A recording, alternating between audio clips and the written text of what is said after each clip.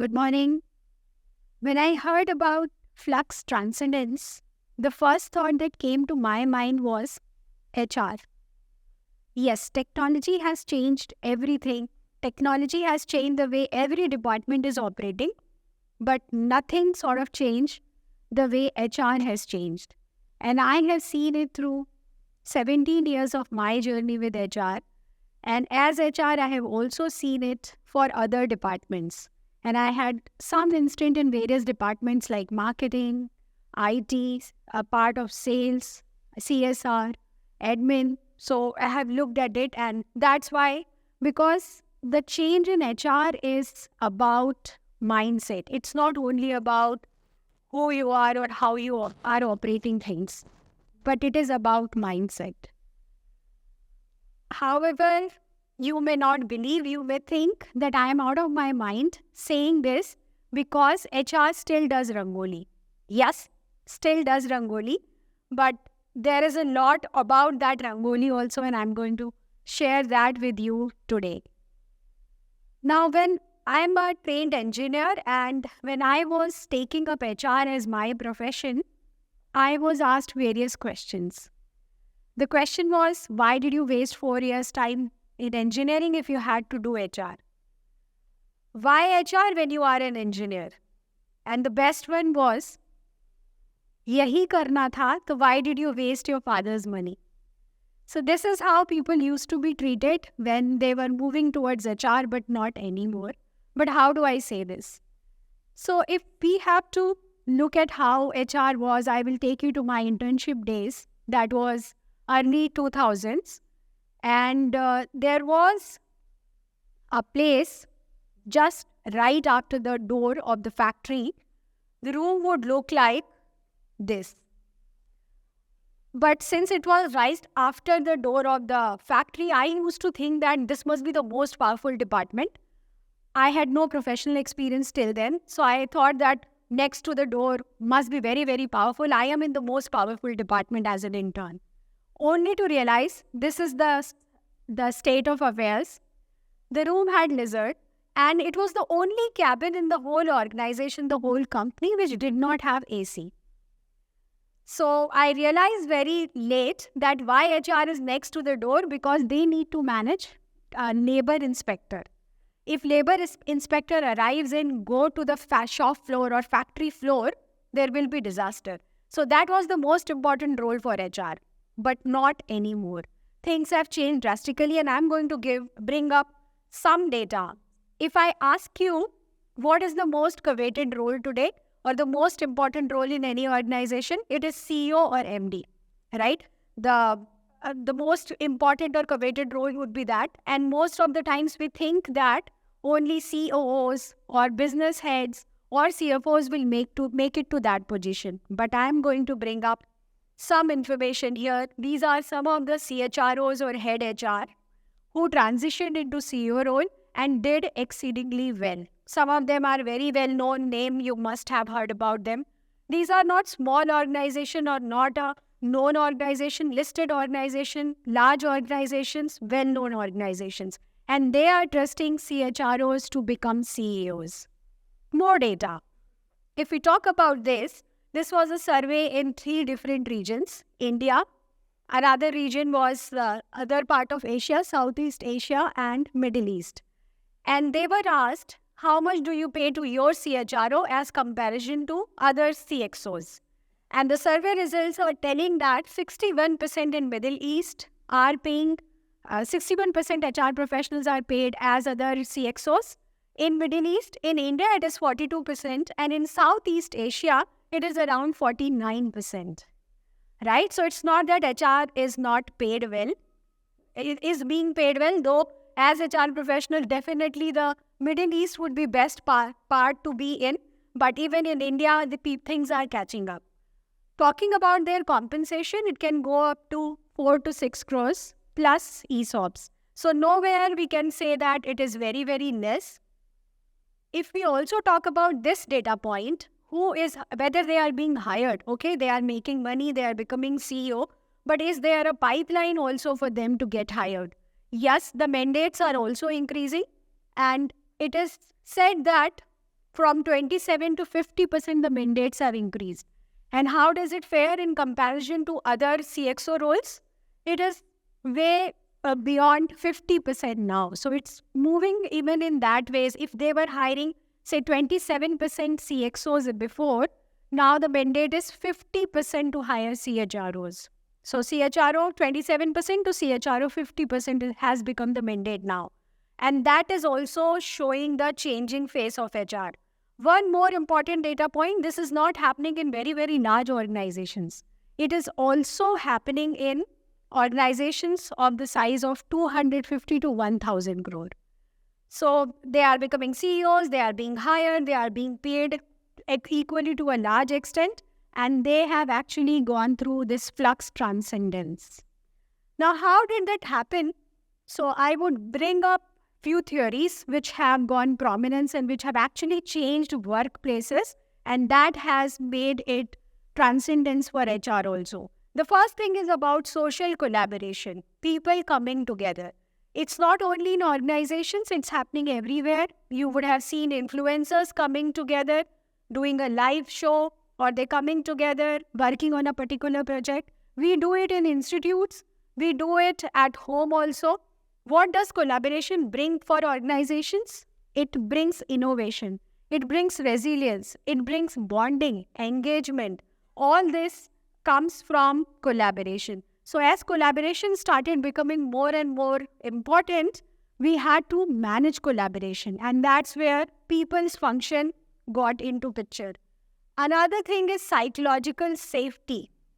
Psychological safety is, can you ask a question in the organization which is not praising someone? Say, for example, can you say, I have messed up, what I need to do now, I do not know. I have made a mistake. Or can you tell your manager what is the area of improvement for them, and you can still get away with a promotion? If answers to these questions are yes, there is psychological safety. And what does psychological safety bring? It brings trust. It brings, I am who I am. And when I am who I am happy in my skin, I perform better. I innovate better. I make mistakes, but those mistakes are taken as path through success. And I help organizations succeed more. So that is another theory. And the third one is positive psychology, which talks about strengths. Remember those days when you would have your report card in your hand and you would only be told you did not do well in this subject, you have not scored well here, what are your plans? Did you ever hear you scored so well in this subject? How are you going to leverage it?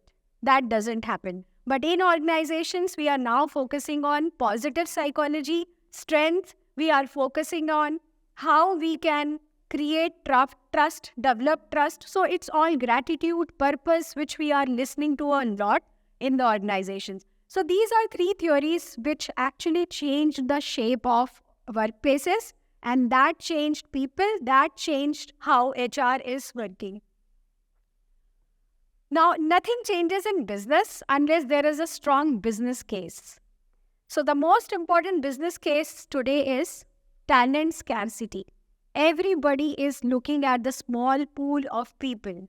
Though we are a very large populated country, yet when you go to hire, you realize that the skills that are required are not very, very easily found.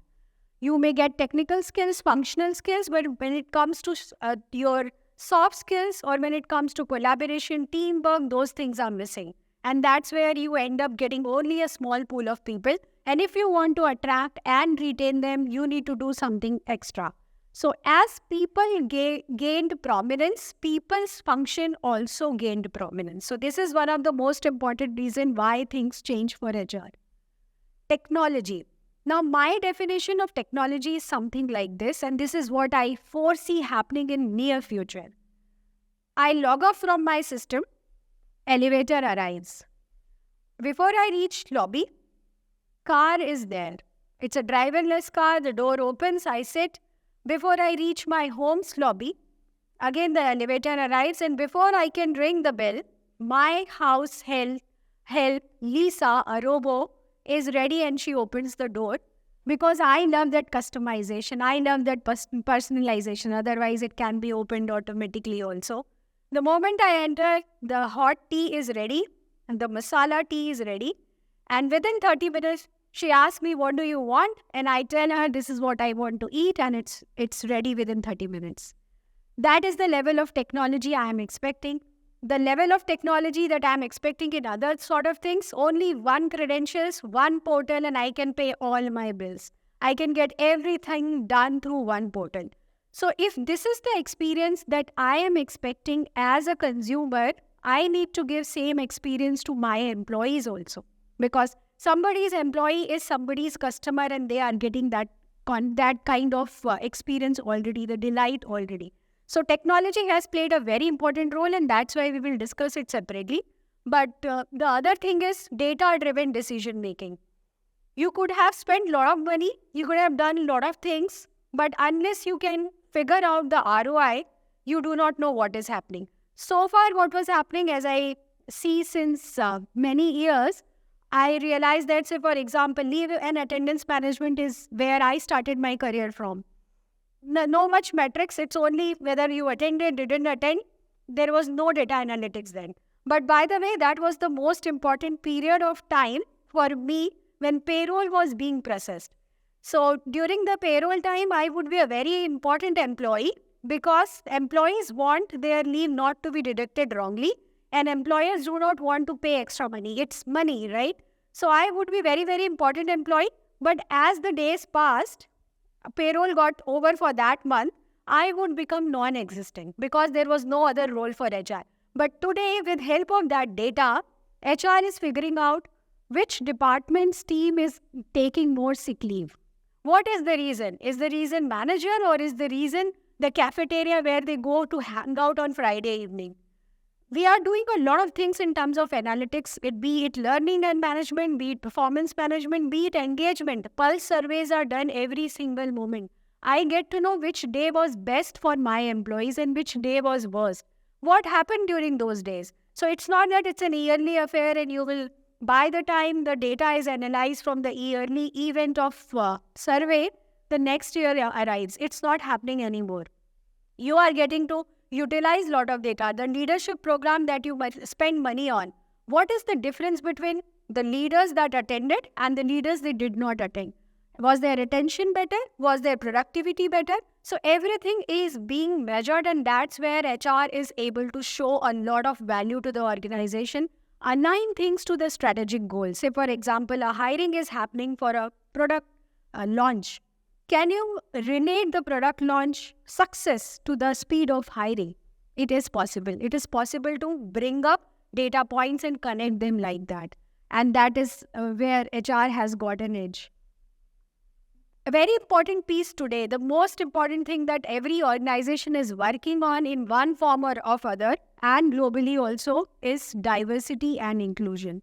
And even there, technology is playing a critical role by, number one, removing the biases. We use ATS, tracking system. Demographic is not known.